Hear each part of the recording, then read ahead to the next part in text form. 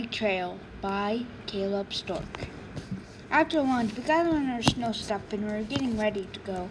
Mrs. Borden put on a movie and the other class came in. When we were all ready to go, we lined up and went outside into a snowy winterland. And we went to the bus. We sat down and the bus went on its way.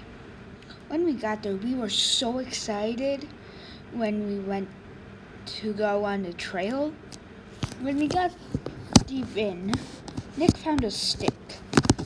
He tried to use it as a walking stick to help him walking so he doesn't fall. So when he actually managed to do it, we called it the walking stick. So then everybody wanted a walking stick of their own. So yeah, that was pretty weird, but we still had to go forward. Did not tell us where we were going. Yeah, so I was pretty paranoid. But we got to roll down hills of snow. We had a lot of fun, honestly.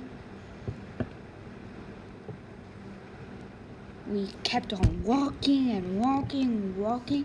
Yeah, we did so much walking, honestly.